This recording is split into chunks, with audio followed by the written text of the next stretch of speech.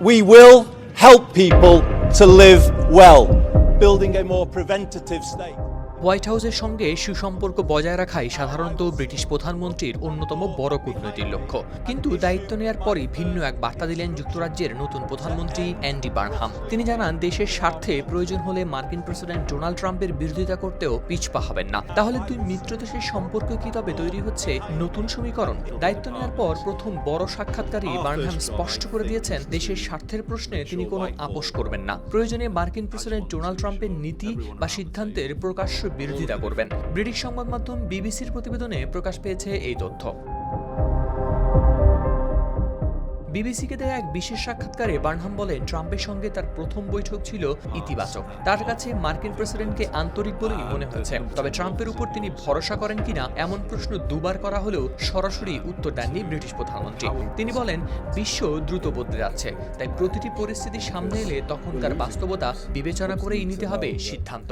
সাক্ষাৎকারে ইরানকে ঘিরে ট্রাম্পের নীতির প্রসঙ্গও উঠে আসে। বার্নহাম জানান, ইরানকে নিয়ে যুক্তরাষ্ট্রের সংঘাতমুখী অবস্থান তার মধ্যে উদ্বেগ তৈরি করেছিল।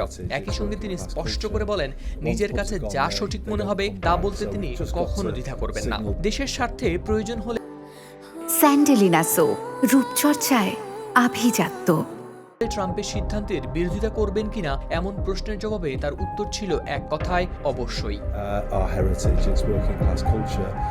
বার্নহাম বলেন, যে কোনো কিছুর আগে একজন প্রধানমন্ত্রীর দায়িত্ব নিজের দেশের জাতীয় স্বার্থ রক্ষা করা। সেই দায়িত্ব পালন করতে গিয়ে ভিন্ন অবস্থান নেওয়ার প্রয়োজন হলে সেটি করবেন। নিজের রাজনৈতিক দর্শনের কথাও তুলে ধরেন নতুন এই ব্রিটিশ প্রধানমন্ত্রী। তার ভাষায়, সাধারণ মানুষের কাছাকাছি থাকাই তার সবচেয়ে বড় শক্তি। প্রধানমন্ত্রী হওয়ার পরও বদলাবে না সেই অভ্যাস। প্রতিরক্ষা ব্যয় নিয়েও সতর্ক অবস্থান নিয়েছেন বার্নহাম। জিডিপির 3% প্রতিরক্ষা খাতে ব্যয়ের বিষয়ে কোনো নির্দিষ্ট সময়সীমা দিতে রাজি হন তিনি। তার মতে, প্রথমে প্রয়োজন অর্থের যোগান নিশ্চিত করা, এরপরই বাস্তবসম্মত পরিকল্পনা নেওয়া হবে। এদিকে 2029 সালের আগে আগাম নির্বাচন হওয়ার সম্ভাবনাও নাকচ করে দিয়েছেন তিনি।